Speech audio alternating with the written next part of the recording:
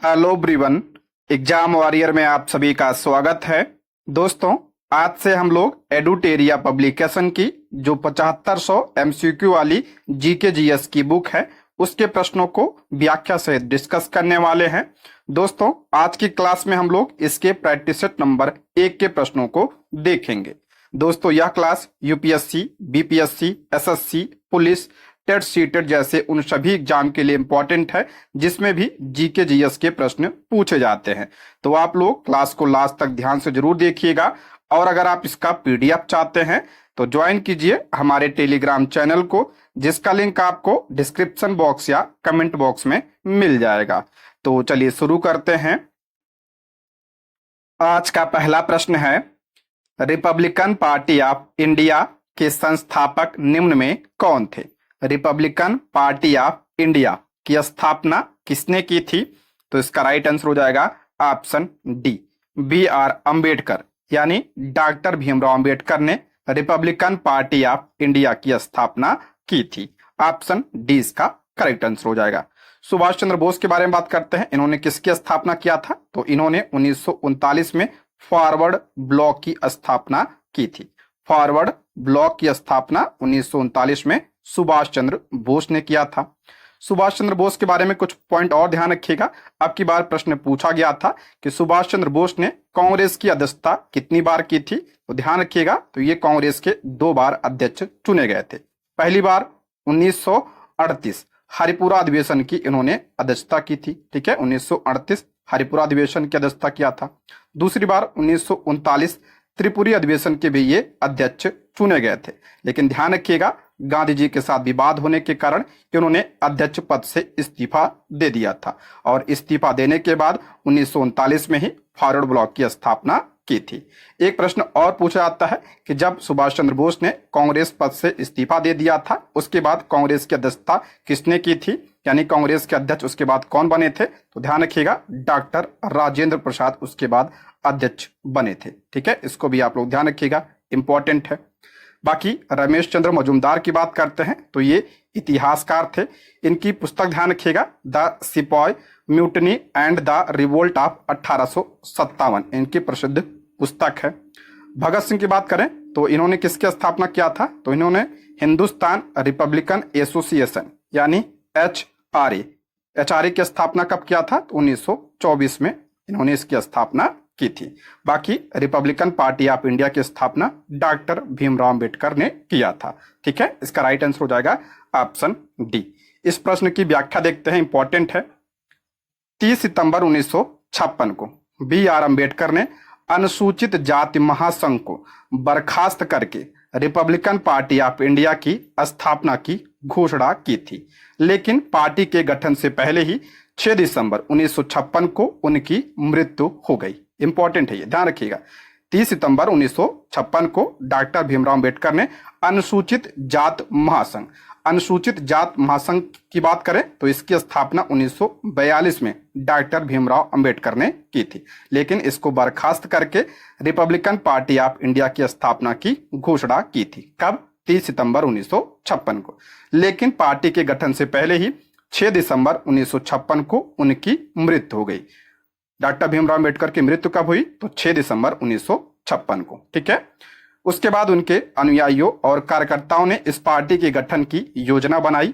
Party की स्थापना के लिए 1 अक्टूबर 1957 को नागपुर में प्रेसिडेंसी की बैठक हुई।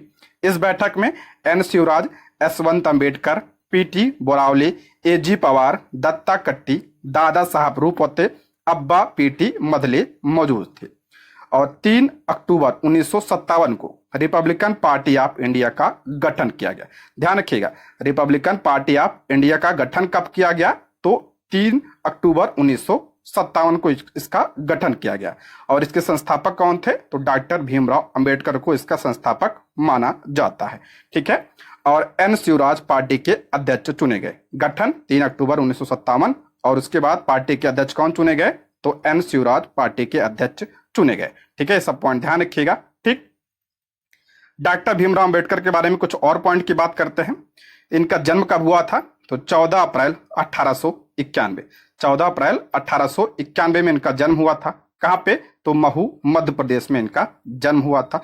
और मृत्यु कब हुई थी? तो मृत्यु 6 दिसंबर 1956, 6 दिसंबर 1956 को इनकी मृत्यु हो गई थी। जन्म 14 अप्रैल, ठीक है, और 14 अप्रैल को अंबेडकर जयंती भी मनाई जाती है।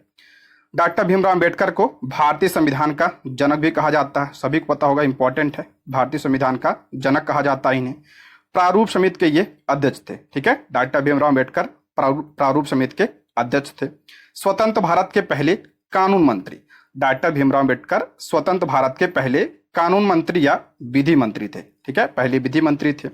और 1990 में इन्हें भारत रत्न से सम्मानित किया गया, ठीक है, 1990 में इन्हें भारत रत्न दिया गया था, ये ध्यान रखिएगा, इंपॉर्टेंट है ये।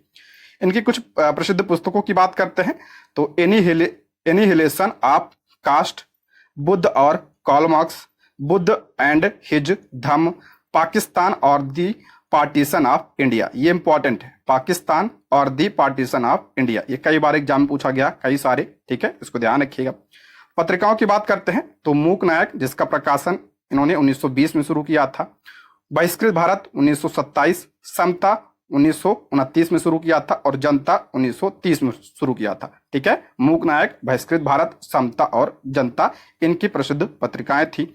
संगठन की बात करते हैं तो बहिष्कृत हितकारी सभा, इंपॉर्टेंट है, बहिष्कृत हितकारी सभा की स्थापना इन्होंने 20 जुलाई 1924 में की थी, कहीं कहीं आपको 1923 भी देखने को मिलेगा, ठीक है। तो 20 जुलाई 1924 को इन्होंने इसकी स्थापना की थी। और इंडिपेंडेंट लेबर पार्टी की स्थापना 1936 में किया था, यह भी इंपॉर्टेंट है। और अनुसूचित जाति संघ की स्थापना कब किया था? तो 1942 में इसकी स्थापना की थी, अनुसूचित जात महासंघ। और इसी को बर्खास्त करके, ठीक है, इसी को बर्खास्त करके इन्होंने रिपब्लिकन पार्टी ऑफ इंडिया की गठन की घोषणा की थी। कब किया था? तो 30 सितंबर 1956 को, ठीक है। ये सब पॉइंट ध्यान रखिएगा, काफी इंपॉर्टेंट है, यहां से कई सारे प्रश्न बनते हैं, ठीक। नेक्स्ट है वर्ष 1920 की खिलाफत कमेटी की सभा, जिसमें गांधी जी से असहयोग आंदोलन के नेतृत्व को संभालने का अनुरोध किया गया था, वह सभा किस शहर में हुई थी? इंपॉर्टेंट है, वर्ष 1920 की खिलाफत कमेटी की सभा, जिसमें गांधी जी से असहयोग आंदोलन के नेतृत्व को संभालने का अनुरोध किया गया था, वह सभा किस शहर में हुई थी? तो इसका राइट आंसर हो जाएगा ऑप्शन सी, इलाहाबाद में हुई थी। ऑप्शन सी इसका करेक्ट आंसर हो जाएगा। व्याख्या देखते हैं। 1920 खिलाफत कमेटी की सभा, जिसमें गांधी जी से असहयोग आंदोलन का नेतृत्व करने का अनुरोध किया गया था, यह सभा जो है इलाहाबाद में हुई थी, ठीक है। इलाहाबाद में कब हुआ था? 1920 में। खिलाफत आंदोलन की बात करते हैं, ये कब से कब चला था? तो 1919 से 1924 तक यह चला था। इसका उद्देश्य क्या था? तो इसका उद्देश्य तुर्की के खलीफा के पद को फिर से बहाल करना और वहां के धार्मिक क्षेत्रों पर लगे प्रतिबंधों को हटाना इसका प्रमुख उद्देश्य था। इसका नेतृत्व किसने किया था? मोस्ट इंपॉर्टेंट है, खिलाफत आंदोलन का नेतृत्व किसने किया था? तो मौलाना मोहम्मद अली और मौलाना शौकत अली, ठीक है। मौलाना मोहम्मद अली और मौलाना शौकत अली, ये दो भाई थे, इन्होंने इसका नेतृत्व किया था। ये कई बार पूछा गया है, इसको ध्यान रखिएगा, इंपॉर्टेंट है ये। 20 मार्च 1919 को बॉम्बे में खिलाफत समिति यानी खिलाफत कमेटी का गठन किया गया, ये भी ध्यान रखिएगा। खिलाफत कमेटी का गठन कब किया गया? तो 20 मार्च 1919 को। कहां पे? तो बॉम्बे में इसका गठन किया गया था। और 23 नवंबर 1919 को दिल्ली में अखिल भारतीय खिलाफत सम्मेलन आयोजित किया गया था, और इस सम्मेलन में महात्मा गांधी जी अध्यक्ष थे, ये भी ध्यान रखिएगा। जो खिलाफत कमेटी का जो दिल्ली में सम्मेलन हुआ था, उसकी अध्यक्षता किसने किया था? तो महात्मा गांधी जी ने किया था। कब किया था? तो 23 नवंबर 1919 को। और 1920 में खिलाफत कमेटी की सभा जो है ये कहां पे हुई थी? तो इलाहाबाद में हुई थी, इसको भी ध्यान रखिएगा। और जो खिलाफत आंदोलन था ये कब तक चला था? तो 1924 तक यह चला था, जब तुर्की ने खलीफा की भूमिका को खत्म कर दिया तो ये आंदोलन अपने आप समाप्त हो गया था, ठीक है। नेक्स्ट है, निम्नलिखित में से कौन व्यक्ति होम रूल लीग की स्थापना में शामिल नहीं थे? मोस्ट इंपॉर्टेंट है, निम्नलिखित में से कौन व्यक्ति होम रूल लीग की स्थापना में शामिल नहीं थे? देखिए, भारत में 2 होम रूल लीग की स्थापना हुई थी। एक की स्थापना बाल गंगाधर तिलक ने किया था, और दूसरे होम रूल लीग की स्थापना एनी बेसेंट ने किया था। तो यानी ये शामिल थे, ये भी शामिल थे, ये भी शामिल थे। तो इसमें कौन शामिल नहीं था? तो ऑप्शन डी इसका राइट आंसर हो जाएगा, option D. H S Olcott. Option D इसका करेक्ट आंसर हो जाए। एच एस ऑलकॉल्ट, ध्यान रखिएगा, इन्होंने 1875 में थियोसोफिकल सोसाइटी की स्थापना न्यूयॉर्क में किया था। ठीक है, इन्होंने किसकी स्थापना की थी? तो थियोसोफिकल सोसाइटी की स्थापना की थी। ऑप्शन डी इसका करेक्ट आंसर हो जाएगा। होम रूल लीग आंदोलन की बात करते हैं, ये कब हुआ था? तो 1916 में हुआ था, मोस्ट इंपॉर्टेंट। ठीक है, 1916 में हुआ था। आयरलैंड की तर्ज पर बाल गंगाधर तिलक एवं एनी बेसेंट ने भारत में होम रूल लीग की स्थापना की थी। इंपॉर्टेंट है, ये पूछा जाता है कि जो होम रूल लीग की अवधारणा है ये किस देश से लिया गया है? तो ये आयरलैंड से लिया गया है। ठीक है, कहां से लिया गया है? तो आयरलैंड से लिया गया है। और आयरलैंड की तर्ज पर ही बाल गंगाधर तिलक और एनी बेसेंट ने भारत में होम रूल लीग की स्थापना की थी। ठीक है, सबसे पहले हम लोग बात करते हैं तिलक के होम रूल लीग की। इसकी स्थापना इन्होंने कब किया था? तो 28 अप्रैल 1916। तिलक ने अपने होम रूल लीग की स्थापना कब किया था? तो 28 अप्रैल 1916 को इन्होंने इसकी स्थापना की थी। और इसकी पहली बैठक इन्होंने कहां बुलाई थी? तो बेलगांव। ठीक है, बेलगांव कर्नाटक में इसकी पहली बैठक हुई थी।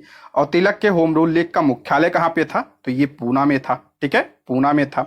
विस्तार कहां कहां पे था ये भी इंपॉर्टेंट है, तो महाराष्ट्र में, लेकिन ध्यान रखिएगा बॉम्बे शहर को छोड़कर। और कर्नाटक में था, मध्य प्रांत और बरार में यह सीमित था। ठीक है, महाराष्ट्र, कर्नाटक, मध्य प्रांत और बरार में यह फैला था, लेकिन ध्यान रखिएगा महाराष्ट्र में बॉम्बे शहर को छोड़कर। इनकी मांग क्या थी? तो स्वराज इनका मांग था, भाषाई राज्यों का गठन और शिक्षा इनकी मांग थी। इसके अध्यक्ष कौन थे? यानी जो तिलक का होम रूल लीग था, इसके अध्यक्ष कौन थे? तो जोसेफ बपिस्टा इसके अध्यक्ष थे। और सचिव कौन थे? तो एनसी केलकर इसके क्या थे? सचिव थे। और इसी समय यानी होम रूल लीग आंदोलन के समय ही तिलक ने कौन सा नारा दिया था? तो स्वराज मेरा जन्म सिद्ध अधिकार है। स्वराज मेरा जन्म सिद्ध अधिकार है, यह नारा जो है तिलक ने दिया था। और कब दिया था? तो 1916 में दिया था, होम रूल लीग आंदोलन के समय। तिलक की पत्रिका ध्यान रखिएगा मराठा और केसरी। मराठा और केसरी जो है इनकी प्रसिद्ध पत्रिका है। ठीक है, नेक्स्ट है एनी बेसेंट के होम रूल लीग की बात करते हैं। तो एनी बेसेंट ने अपने होम रूल लीग की स्थापना कब किया था? तो सितंबर 1916 में किया था। तिलक ने कब किया था? तो अप्रैल 1916 में किया था। ठीक है, और एनी बेसेंट ने अपने होम रूल लीग की स्थापना सितंबर 1916 में किया था। कहां पे किया था? तो अड्यार मद्रास में इसकी स्थापना इन्होंने की थी। इसका विस्तार कहां था? तो शेष भारत में, यानी बॉम्बे शहर को लेकर जो बचा कुचा एरिया था उसमें जो है इसका विस्तार था। सचिव कौन थे? तो जॉर्ज अरुंडेल इसके सचिव थे। मुख्य सहयोगी बी डब्ल्यू वाडिया और सी पी रामास्वामी। ठीक, एनी बेसेंट के अखबार न्यू इंडिया और कॉमनवेल्थ इस आंदोलन के लिए महत्वपूर्ण बने थे। ध्यान रखिएगा न्यू इंडिया और कॉमनवेल्थ, ये पूछा गया, TRE-1 में पूछा गया था। न्यू इंडिया और कॉमनवेल्थ ये किसकी पत्रिका है? तो ये एनी बेसेंट की पत्रिका है। ठीक है, बाकी 1920 में all India home rule league ने अपना नाम परिवर्तित कर स्वराज सभा कर लिया था। मोस्ट इंपॉर्टेंट, ये पूछा जाता है कि 1920 में किसने अपना नाम परिवर्तित कर स्वराज सभा रख लिया था? तो all India home rule league ने अपना नाम 1920 में स्वराज सभा रख लिया था। इसको भी ध्यान रखिएगा, ये इंपॉर्टेंट है। ठीक है, नेक्स्ट बढ़ते हैं। नोआखाली घटना के समय महात्मा गांधी के निजी सचिव कौन थे? इंपॉर्टेंट है ये। नोआखाली घटना के समय महात्मा गांधी जी के निजी सचिव कौन थे? तो इसका राइट आंसर हो जाएगा option C, Pyarelal. Option C इसका करेक्ट आंसर हो जाएगा। नोआखाली की घटना कब हुआ था? तो ये आपका ये अक्टूबर 1946 में यह घटना हुई थी। ठीक है, और उस समय जो है गांधी जी के निजी सचिव कौन थे? तो प्यारेलाल थे। ऑप्शन सी इसका करेक्ट आंसर हो जाएगा। देखते हैं, नोआखाली घटना में महात्मा गांधी जी के सचिव प्यारेलाल थे।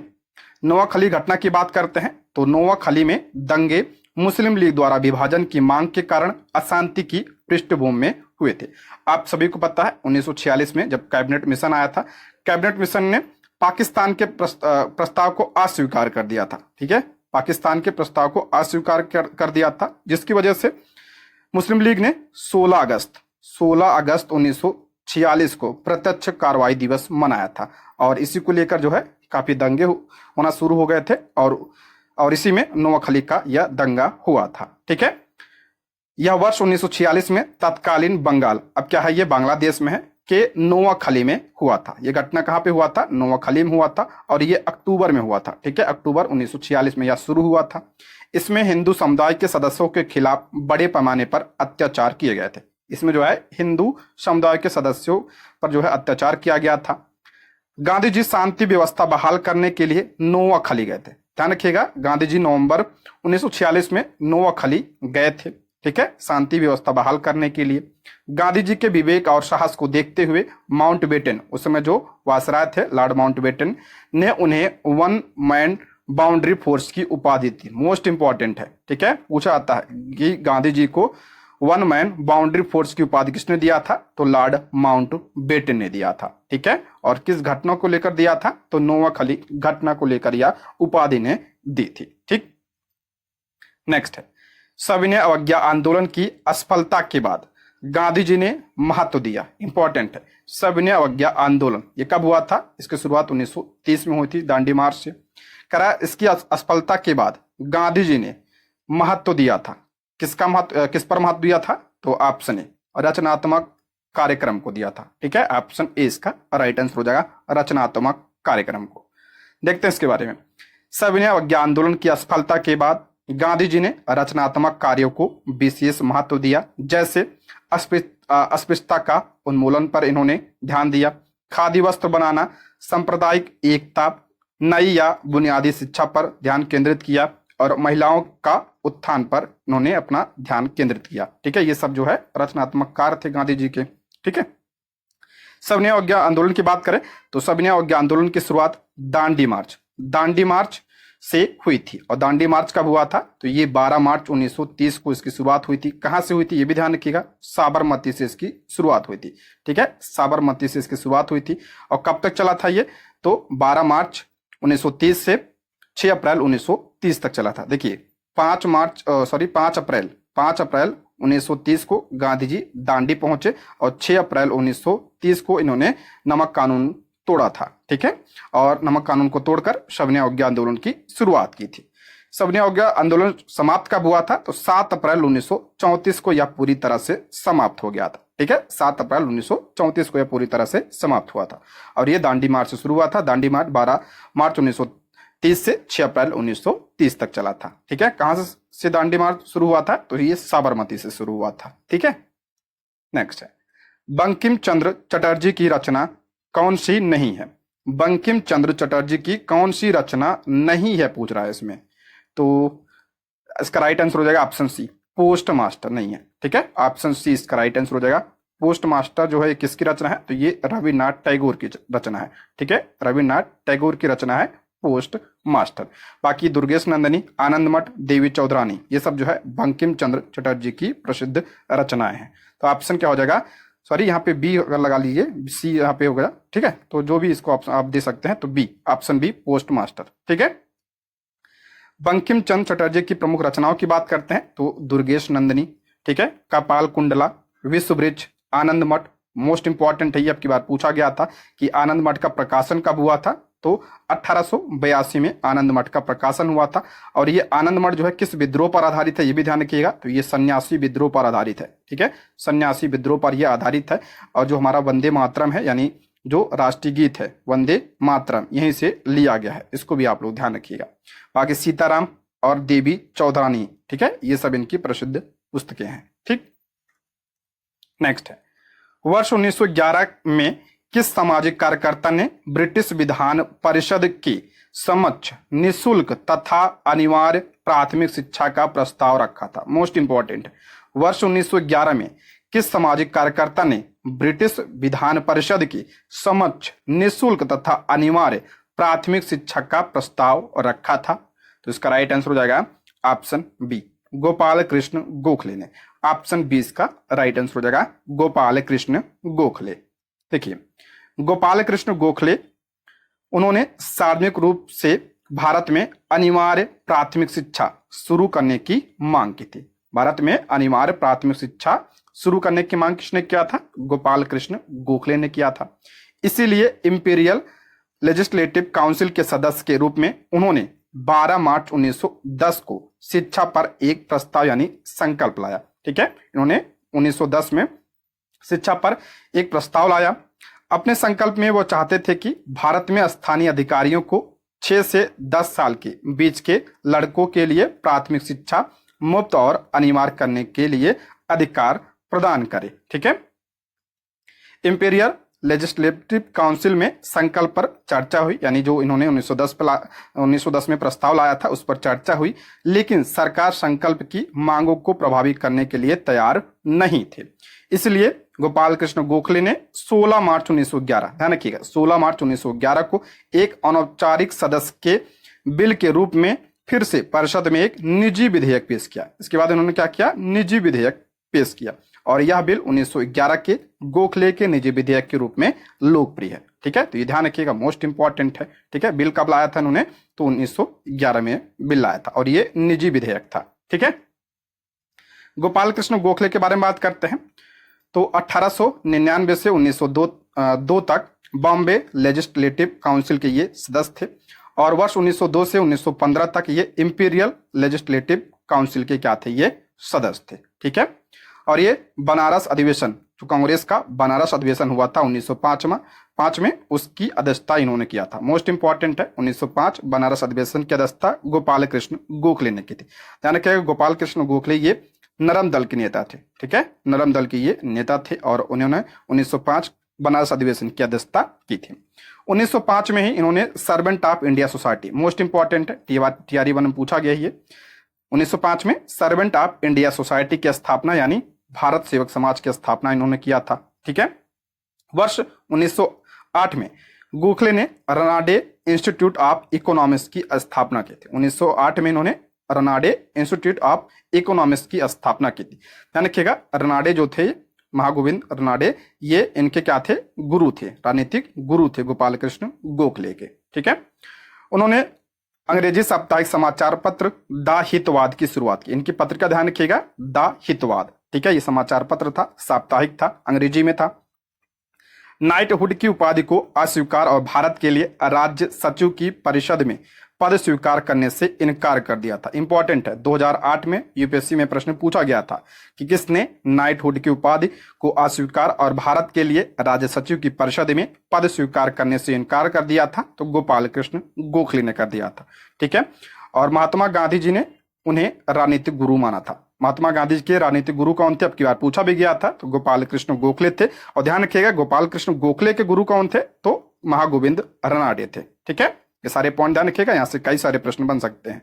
ठीक है, नेक्स्ट है, निम्नलिखित में से दक्षिण भारत में विजय प्राप्त करने वाला पहला शासक कौन था।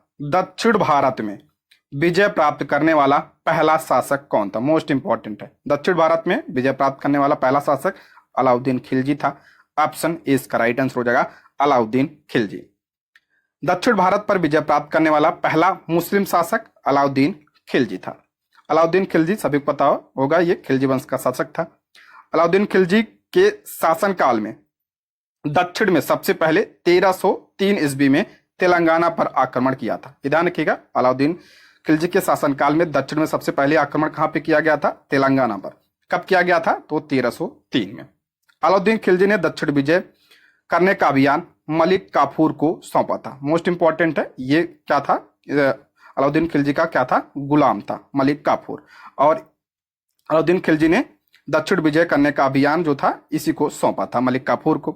मलिक काफूर को 1000 दिनारा भी कहा जाता है, क्योंकि अलाउद्दीन खिलजी ने इसे 1000 दिनार में क्या किया था, खरीदा था, इसलिए इसे 1000 दिनारा कहा जाता है। अलाउद्दीन खिलजी ने गुजरात पर विजय कब प्राप्त किया था, गुजरात पर आक्रमण तो 1298 से 99 में किया था। रणथंभौर में कब किया था, 1301 में। चित्तौड़ में 1303 में किया था। मालवा तो 1303, और दक्कन को हराया था। ये सब जो है अलाउद्दीन खिलजी की क्या थी, ये विजय थी। ये सब ध्यान रखिएगा, इंपॉर्टेंट है। ठीक, नेक्स्ट, निम्नलिखित में से कौन सा व्यक्ति रंपा विद्रोह से संबंधित है। रंपा विद्रोह से कौन संबंधित है, इंपॉर्टेंट है ये। रंपा विद्रोह, तो option C Alluri Sitaram Raju. Option C इसका करेक्ट आंसर हो जाएगा, अलूरी सीताराम राजू, ऑप्शन सी। देखते हैं रंपा विद्रोह के बारे में। तो रंपा विद्रोह ब्रिटिश शासन के खिलाफ आंध्र प्रदेश के गोदावरी जिले में एक आदिवासी विद्रोह था। ये कहाँ पे हुआ था? तो ये आंध्र प्रदेश में हुआ था। और एक कैसा विद्रोह था? तो ये आदिवासी विद्रोह था। ये भी पूछा जाता है, ठीक है, कि कैसा विद्रोह था, किसान विद्रोह था कि आदिवासी विद्रोह था कि नागरिक विद्रोह था? तो ये आदिवासी विद्रोह था, ठीक है। इस विद्रोह को मनियम विद्रोह के नाम से भी जाना जाता है। इसे मनियम विद्रोह के नाम से भी जाना जाता है। यह विद्रोह शोषणकारी ब्रिटिश नीतियों और दमनकारी वन कानूनों के खिलाफ यह विद्रोह हुआ था। यह विद्रोह अलूरी सीताराम राजू के नेतृत्व में हुआ था, ठीक है, अलूरी सीताराम राजू। यह विद्रोह अगस्त 1922 में शुरू हुआ था और मई 1924 में अलूरी सीताराम राजू के पकड़े जाने और मारे जाने तक यह चला था। यानी अगस्त 1922 से ये मई 1924 तक यह चला था। कहां पे हुआ था? तो आंध्र प्रदेश में हुआ था और ये आदिवासी विद्रोह था, ठीक है। नेक्स्ट, पागल पंथ की स्थापना किसने की थी? पागल पंथ की स्थापना, मोस्ट इंपॉर्टेंट, पागल पंथ की स्थापना तो ये करम शाह ने किया था। ऑप्शन 20 का राइट आंसर हो जाएगा। करम शाह ने पागल पंथ की स्थापना किया था। पागल पंथ बंगाल के मरमेन सिंह और शेरपुर जिले में करम शाह द्वारा स्थापित ये एक धार्मिक आदेश था। ये पागल पंथ क्या था? ये धार्मिक आदेश था। इस पंथ का दर्शन धार्मिक सद्भाव और अहिंसा का पालन करना था, जिसमें सूफीवाद, हिंदू धर्म और जीववाद के सिद्धांतों को शामिल किया गया था इसमें, ठीक है। अच्छा, ये पागल पंथ था ये। और पागलपंथी विद्रोह कब हुआ था? ये तो 1813 में है वो हुआ था, ठीक है। पागलपंथी विद्रोह 1813 में हुआ था। जमींदारों एवं साहूकारों के अत्याचारों के खिलाफ करम शाह के पुत्र टीपू शाह ने स्थानीय गारो जनजाति के लोगों के साथ 1813 में यह विद्रोह किया था, ठीक है। इनके करम शाह के पुत्र टीपू शाह ने पागलपंथी विद्रोह किया था। कब? 1813 में, ठीक है। दोस्तों, यदि आपने अभी तक हमारे चैनल को सब्सक्राइब नहीं किया है तो प्लीज चैनल को सब्सक्राइब करें। और अगर आपको क्लास पसंद आती है तो लाइक, शेयर और कमेंट भी करें। आप लोग लाइक करते हैं, शेयर करते हैं, कमेंट करते हैं, इससे हमें बहुत मोटिवेशन मिलता है, जिससे हम आप लोगों के लिए क्लास को ला पाते हैं। तो आप लोग कमेंट बॉक्स में जरूर बताइएगा कि क्लास कैसी लगी, और कोई सुझाव भी हो तो वो भी कमेंट बॉक्स में आप लोग बताइएगा, ठीक है। तो नेक्स्ट बढ़ते हैं। पानीपत के युद्ध में बाबर के जीतने का मुख्य कारण क्या था? पानीपत के युद्ध में बाबर के जीतने का मुख्य कारण क्या था? पानीपत का युद्ध कब हुआ था? पहला युद्ध तो 1526 में यह युद्ध हुआ था। और इसमें पूछ रहा बाबर के जीतने का मुख्य कारण क्या था? तो इसका राइट आंसर हो जाएगा ऑप्शन सी, तुलगमा पद्धति। ऑप्शन सी इसका करेक्ट आंसर हो जाएगा, तुलगमा पद्धति। देखते हैं इसके बारे में। पानीपत का प्रथम युद्ध ये कब हुआ था? तो 1526 में यह युद्ध हुआ था, पानीपत का प्रथम युद्ध, ठीक है। अगर डेट की बात करते हैं तो 21 अप्रैल 1526 को यह युद्ध हुआ था। किसके बीच यह युद्ध हुआ था? तो बाबर और इब्राहिम लोदी के बीच यह युद्ध हुआ था। बाबर और इब्राहिम लोदी। इब्राहिम लोदी जो था ये लोदी वंश का अंतिम शासक था। इसके बीच यह युद्ध हुआ था और इसमें लोदी की हार हुई थी, यानी इब्राहिम लोदी की हार हुई थी और बाबर इसमें विजयी हुआ था। पानीपत के प्रथम युद्ध ने ही भारत में मुगल साम्राज्य की नींव रखी थी। ये ध्यान रखिएगा, पानीपत के पहले युद्ध ने ही भारत में मुगल साम्राज्य की नींव रखी थी। भारत में मुगल साम्राज्य की नींव किसने रखा था? तो बाबर ने रखा था। और किस युद्ध से? तो पानीपत के पहले युद्ध से। इस युद्ध में बाबर ने तुलगमा युद्ध नीति का प्रयोग किया था तथा तोपों को सजाने के लिए उस्मानी विधि, जिसे रूमी विधि भी कहा जाता है, उसका भी प्रयोग किया था, ठीक है। तुलगमा युद्ध पद्धति और उस्मानी विधि का इसने प्रयोग किया था, ठीक है। बाबर के द्वारा भारत में प्रमुख घटनाक्रम की बात करते हैं तो इसका ट्रिक ध्यान रखिएगा कि 26 में पानी पिया, 27 में खाना खाया, 28 में चल दिया, 29 में घर गया और 30 में मर गया। इसका मतलब बाबर जो है 1526 में यह भारत आया था। 27 में खाना खाया यानी खानवा का युद्ध हुआ था आपका 27 में। 28 में चंदेरी का युद्ध यानी चल दिया, चा से चंदेरी हो गया।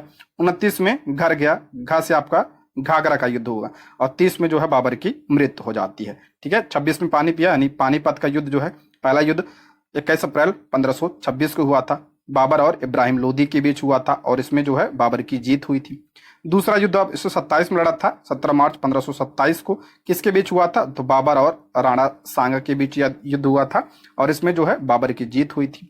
उसके बाद चंदेरी का युद्ध 21 जनवरी 1528 किसके बीच हुआ था? तो ये बाबर और मेदिनी राय के बीच हुआ था और इसमें किसकी जीत हुई थी? बाबर की। घाघरा का युद्ध 6 मई 1529 में हुआ था। और किसके बीच? तो बाबर और महमूद लोदी के बीच ये युद्ध हुआ था और इसमें जीत बाबर की हुई थी। तो ये ध्यान रखिएगा, 1526 में पानीपत का, 27 में खानवा और 28 में चंदेरी का युद्ध और 1529 में घाघरा का युद्ध।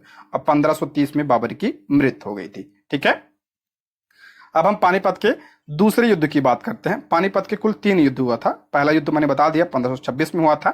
दूसरा युद्ध ध्यान रखिएगा 5 नवंबर 1556 को हुआ था। 1556 को किसके बीच हुआ था? तो अकबर और हेमचंद्र विक्रमादित्य, जिसे हेमू के नाम से जाना जाता है, उसके बीच हुआ था। अकबर और हेमू के बीच हुआ था और इसमें अकबर की जीत हुई थी। पानीपत का तीसरा युद्ध जो है ये 14 जनवरी 1761 को हुआ था। किसके बीच हुआ था? तो मराठा सदाशिवराव भाऊ और अफगानिस्तान के शासक अहमद शाह अब्दाली के बीच यह युद्ध हुआ था। ठीक है, ये मराठा और अहमद शाह अब्दाली के बीच हुआ था। ठीक है, मराठा का नेतृत्व किसने किया था? तो सदाशिवराव भाऊ ने इसका नेतृत्व किया था। ठीक, और इसमें जो है अब्दाली की जीत हुई थी। ठीक है, पहला युद्ध पानीपत का 1526 में, ठीक है, दूसरा 1556 में हुआ था और तीसरा जो है 1761 में हुआ था। ये तीनों युद्ध ध्यान रखिएगा। ठीक है, नेक्स्ट है, मध्यकाल में जौनपुर में स्वतंत्र सरकी राजवंश की स्थापना किसने की? इंपॉर्टेंट है, मध्यकाल में जौनपुर में स्वतंत्र सरकी राजवंश की स्थापना किसने किया था? सरकी राजवंश की स्थापना तो ऑप्शन ए मलिक उल सर्क ने इसकी स्थापना की थी। ऑप्शन ए इसका राइट आंसर हो जाएगा, मलिक उल सर्क। अब हम लोग जौनपुर की बात करते हैं। अगर पूछा जाए कि जौनपुर की स्थापना किसने किया था, ठीक है, जौनपुर की स्थापना तो फिरोज शाह तुगलक ने अपने चचेरे भाई मोहम्मद जौना खान की स्मृति में जौनपुर की स्थापना की थी, जो बाद में सरकी साम्राज्य की राजधानी बनी। ठीक है, जौनपुर की स्थापना अगर पूछा है किसने किया था तो फिरोज शाह तुगलक ने इसकी स्थापना की थी अपने चचेरे भाई मोहम्मद जौना खान की याद में। ठीक है, बाद में यहीं पे जो है सरकी साम्राज्य की स्थापना हुई। सरकी साम्राज्य के बारे में बात करते हैं तो तैमूर के आक्रमण से दिल्ली में फैली अस्थिरता का लाभ उठाकर 1394 में फिरोज शाह तुगलक के एक हिजड़े मलिक सरवर, जिसे ख्वाजा जहां के नाम से भी जाना जाता है, ने जौनपुर में एक स्वतंत्र सरकी साम्राज्य की स्थापना की थी। ठीक है, किसने किया था? तो 1394 में फिरोज शाह तुगलक के हिजड़े मलिक सरवर ने इसकी स्थापना की थी। ठीक है, सुल्तान मोहम्मद शाह तुगलक द्वितीय ने उसे मलिक उल सर्क यानी पूर्व का सिराज तथा ख्वाजा ये जहां की उपाधि दी थी। इसी को मलिक उल सर्क भी कहा जाता है और ख्वाजा ये जहां भी कहा जाता है। किसे? मलिक सरवर को कहा जाता है और इसी ने जो है सरकी साम्राज्य की स्थापना की थी। ठीक है, सब ध्यान रखिएगा। और जौनपुर को भी पूर्व का सिराज के नाम से जाना जाता है। ठीक, नेक्स्ट है, अधिक संख्या में दफनाए गए बच्चों के सावधान प्राप्त हुए। अधिक संख्या में दफनाए गए बच्चों के सावधान प्राप्त हुए कहां से? तो ये आपका जोरवे संस्कृति से। ऑप्शन बी जोरवे संस्कृति। देखते हैं इसके बारे में, जोरवे संस्कृति के बारे में। जोरवे संस्कृति ये ग्रामीण थी, ध्यान रखिएगा, ये कैसे संस्कृति थी? ये ग्रामीण संस्कृति थी। फिर भी उसकी कई बस्तियां जैसे दैमाबाद और इनाम गांव में नगरीकरण की प्रक्रिया प्रारंभ हो गई थी। लेकिन जो है ये ग्रामीण थी, लेकिन दैमाबाद और इनाम गांव इसमें जो है नगरीकरण की प्रक्रिया प्रारंभ हो गई थी। जोरवे स्थलों में सबसे बड़ा दैमाबाद था। सबसे बड़ा क्या था इसमें? दैमाबाद था। ये लोग सर्वप्रथम चित्रित मृदभांडों का प्रयोग किए थे, जिसमें काले व लाल मृदभांड मुख्य थे। इस संस्कृति का काल ईसा पूर्व 1400 ईसा पूर्व से 700 ईसा पूर्व माना जाता है। इसका काल जो है 1400 ईसा पूर्व से 700 ईसा पूर्व माना जाता है। यह संस्कृति महाराष्ट्र के अहमदनगर जिले के जोरवे गांव के नाम पर रखी गई है। ठीक है, ये आपका जोरवे गांव के नाम पर रखा गया है, जोरवे संस्कृति। ठीक है, नेक्स्ट है, भागवत संप्रदाय के विकास में किसका योगदान अत्यधिक था? भागवत संप्रदाय के विकास में किसका योगदान सबसे अधिक था? इंपॉर्टेंट है, भागवत संप्रदाय के योगदान में विकास में योगदान सबसे ज्यादा किसका था? तो गुप्त का था। ठीक है, ऑप्शन डी गुप्त वंश का। देखते हैं, भागवत संप्रदाय यानी वैष्णव धर्म की बात करें कि विकास में गुप्त राजाओं की देन सबसे अधिक थी। भागवत अथवा वैष्णव धर्म का चरमोत्कर्ष गुप्त राजाओं के शासनकाल में हुआ था। गुप्त नरेश वैष्णव मतानुयायी थे, यानी ये क्या थे? विष्णु के जो है मतानुयायी थे और इसी को वैष्णव धर्म या भागवत धर्म कहा जाता है, यानी संप्रदाय कहा जाता है। तथा उन्होंने इसे अपना राजधर्म बनाया था। जो गुप्त वंश के राजा थे उन्होंने जो है वैष्णव धर्म को अपना राजधर्म बनाया था। अधिकांश शासक परम भागवत की उपाधि धारण करते थे। गुप्त वंश के शासक आपने देखा होगा कई सारे जो है शासक थे, उन्होंने परम भागवत की उपाधि धारण किए थे। विष्णु का वाहन गरुड़ गुप्तों का राज्य चिन्ह था। विष्णु का जो भगवान विष्णु का जो वाहन है गरुड़, वो गुप्तों का क्या था, राज्य चिन्ह था। और ये गुप्त वंश का अगर भाषा पूछा जाए तो भाषा भी क्या थी, तो संस्कृत थी। ठीक है, संस्कृत भाषा थी। और भागवत संप्रदाय का विकास जो है गुप्त वंश में ज्यादा हुआ था। ठीक है, नेक्स्ट है धमेक स्तूप कहाँ स्थित है। धमेक स्तूप ये कहाँ पे स्थित है, तो ये आपका उत्तर प्रदेश के सारनाथ में स्थित है। ऑप्शन डी इसका राइट आंसर हो जाएगा सारनाथ। धमेक स्तूप कहाँ पे है, तो सारनाथ में है। देखिए धमेक स्तूप जिसे धमेक और धमेखा भी कहा जाता है, यह उत्तर प्रदेश के सारनाथ में यह स्थित है। धमेक स्तूप का निर्माण 500 ईसा पूर्व में, इसका निर्माण 500 ईसा पूर्व में हुआ था। 500 ईसा पूर्व में महान मौर्य राजा अशोक द्वारा 249 में ईसा पूर्व में बनाए गए एक पुराने ढांचे की जगह पर किया गया था। ठीक है, निर्माण कब हुआ था इसका, तो 500 ईसा पूर्व में इसका निर्माण हुआ था।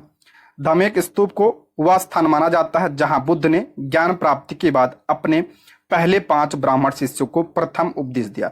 धमेक स्तूप को वह स्थान माना जाता है जहां बुद्ध ने अपना पहला उपदेश दिया था। मोस्ट इंपॉर्टेंट है, भगवान बुद्ध ने अपना पहला उपदेश कहां पे दिया था, सभी को पता होगा, सारनाथ में अपना पहला उपदेश दिया था और वहीं पे यह स्तूप बना है, धमेक स्तूप।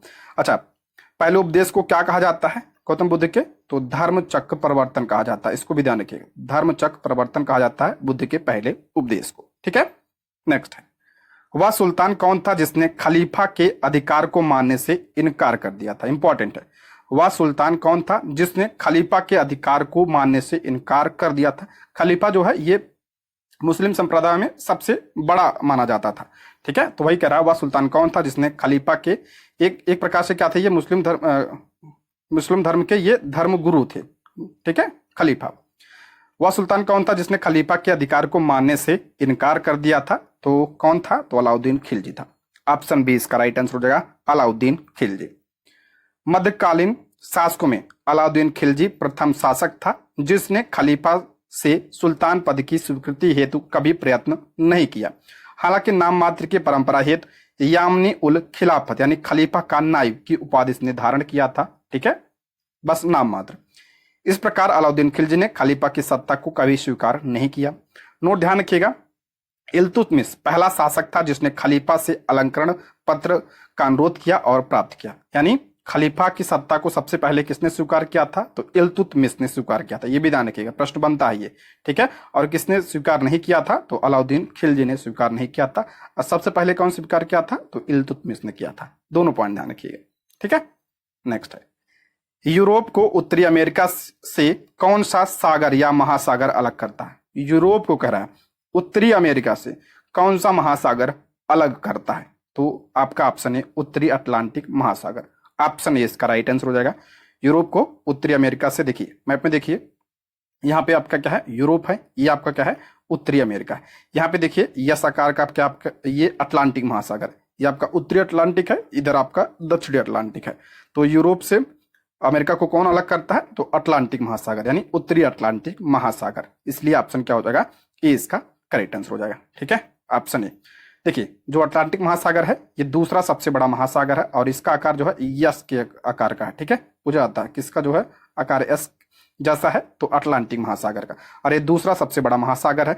तो पहला कौन सा सबसे बड़ा महासागर है, तो प्रशांत महासागर जो है सबसे बड़ा महासागर है। ठीक है, नेक्स्ट है शिवालिक शैल समूह के दक्षिण में भाबर क्षेत्र उदाहरण है।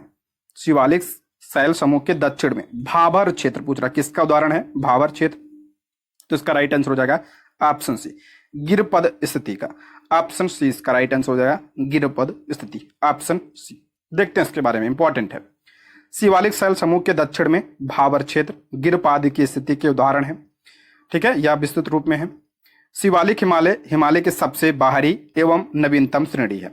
इसे बाह्य हिमालय एवं उप हिमालय भी कहते हैं। देखिए हिमालय की बात करते हैं तो सबसे पहले आपका देखिए ये जो पीला वाला है ये आपका क्या है, ये ट्रांस हिमालय है।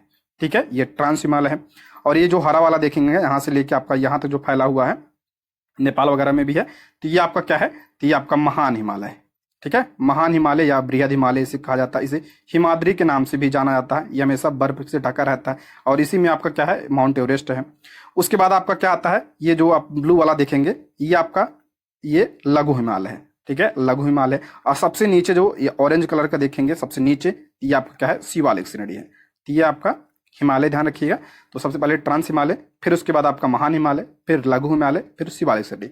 और शिवालिक श्रेणी के गिरिपाद में ही आपका क्या है, भाबर क्षेत्र है, ठीक है, भाबर स्थित है। अब इसके बारे में देखते हैं भाबर क्या होता है। भाबर हिमालय के शिवालिक पर्वत श्रृंखला के दक्षिण में स्थित पहाड़ी क्षेत्र है। यह आपका क्या है, पहाड़ी क्षेत्र है। यह क्षेत्र ढीली चट्टानों और पत्थरों से बना होता है। इस क्षेत्र में नदियां पर्वतों से निकलकर ढाल पर अवसाद जमा करती है। भाबर में इतनी सरंतरा होती है कि पर्वतों से उतरने के बाद नदियां लगभग विलुप्त हो जाती हैं और इस क्षेत्र में खेती नहीं की जा सकती। देखिए पर्वत यहाँ से, ये मान लीजिए पर्वत है, हिमालय का क्षेत्र है, यहाँ से जो है नदियां निकलती हैं। जब नदियां निकलती हैं तो अपने साथ क्या करती हैं, वो अवसाद लाती हैं, बहुत सारे कंकड़ पत्थर वगैरह लेकर आती हैं। तो जब शिवालिक से थोड़ा नीचे आती हैं तो वहां पे क्या करते हैं, अवसाद क्या हो जाता है, जमा हो जाता है सारा। तो और इसे जमा होने से क्या हो जाता है, नदियां नीचे चली जाती है, विलुप्त हो जाती है यहाँ पे, और कंकड़ पत्थर ऊपर आते हैं तो नदियां जो है यहाँ पे लगभग लगभग क्या हो जाती हैं, विलुप्त हो जाती हैं। और ये कंकड़ीली जमीन होती है, इसलिए यहाँ पे खेती नहीं की जा सकती।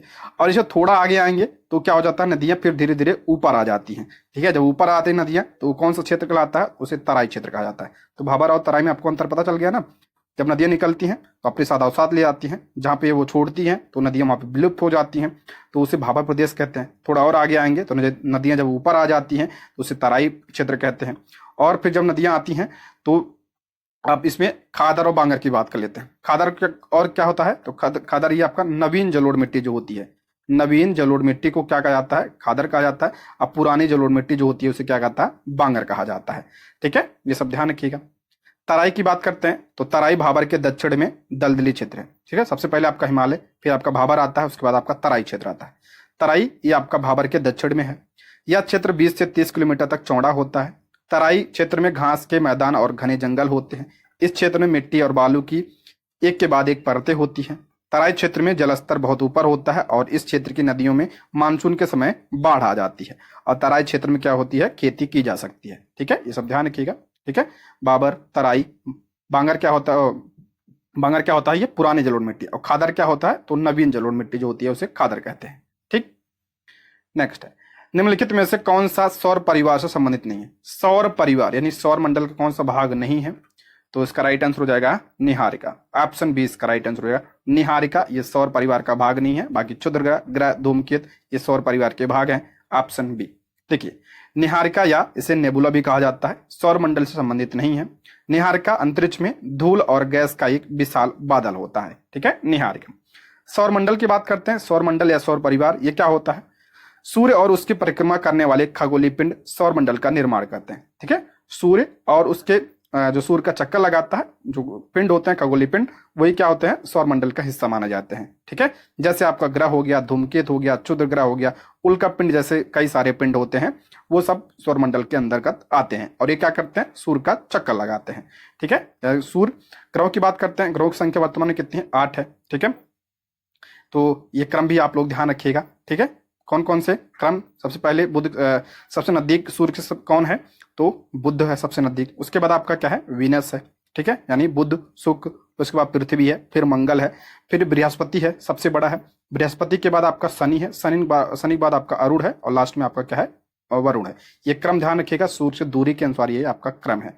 अच्छा, क्षुद्र ग्रह की बात करते हैं। ये जो आप यहाँ पे देख रहे हैं छोटे छोटे, ये आपका क्षुद्र ग्रह बेल्ट है और ये किसके बीच होता है, तो ये आपका बृहस्पति और मंगल ग्रह के बीच या पाया जाता है। बृहस्पति और मंगल ग्रह के बीच आपका क्या पाया जाता है, क्षुद्र ग्रह पाए जाते हैं। तो ये सब आप लोग ध्यान रखिएगा सौरमंडल के बारे में, ठीक है। सबसे छोटा ग्रह आपका बुध है और सबसे बड़ा ग्रह कौन सा है, तो बृहस्पति सबसे बड़ा ग्रह है। नेक्स्ट है, मिलान करना है, ठीक है, देखते हैं। अनुच्छेद 26, अनुच्छेद 26 आपका क्या है, मौलिक अधिकार है। तो ये आपका धार्मिक कार्यों के प्रबंध की स्वतंत्रता है इसमें, अनुच्छेद 26 में। अनुच्छेद 40 बहुत ज्यादा इंपॉर्टेंट है, ये कई बार पूछा गया, डीपीएसपी का भाग है ये अनुच्छेद 40। तो इसमें आपका ग्राम पंचायतों का गठन है।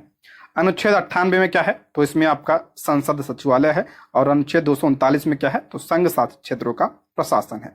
तो इसमें आपका देखते हैं, एक आपका हो जाएगा चौथा, एक का चौथा किसमें है, तो ऑप्शन डी इसका राइट आंसर हो जाएगा। नहीं, एक आपका तीसरा होगा, सॉरी, देखिए एक आपका तीसरा है, बी का आपका चौथा है, ए का तीसरा, बी का चौथा, देखिए इन दोनों में है।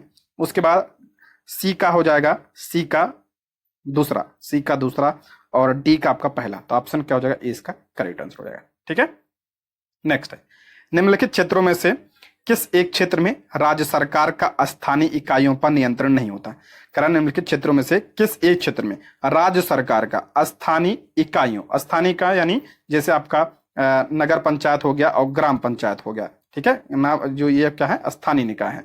ठीक है, तो कह रहा है किस क्षेत्र में राज्य सरकार का स्थानीय इकाइयों पर नियंत्रण नहीं होता है, तो नागरिकों की शिकायतों इस पर नियंत्रण नहीं होता है, ऑप्शन ए। बाकी आर्थिक मामलों, विधि निर्माण और कार्मिक मामलों पर इसका नियंत्रण होता है राज्य सरकार का, तो ऑप्शन क्या हो जाएगा, ए इसका करेक्ट आंसर हो जाएगा। ठीक है, नेक्स्ट बढ़ते हैं, निम्नलिखित कथन या कथनों में से कौन सा कथन गलत है। गलत कथन इसमें पूछ रहा है, ध्यान देखिएगा प्रश्न को। पहला है, मौलिक अधिकार पर संविधान का भाग 3 यूएसए के बिल ऑफ राइट्स पर आधारित है। बिल्कुल करेक्ट है, ये मौलिक संविधान किसमें, आपका भाग 3 में है। और किस देश के संविधान से लिया गया है, तो अमेरिका के संविधान से यह लिया गया है, और ये अमेरिका के बिल ऑफ राइट्स पर यह आधारित है।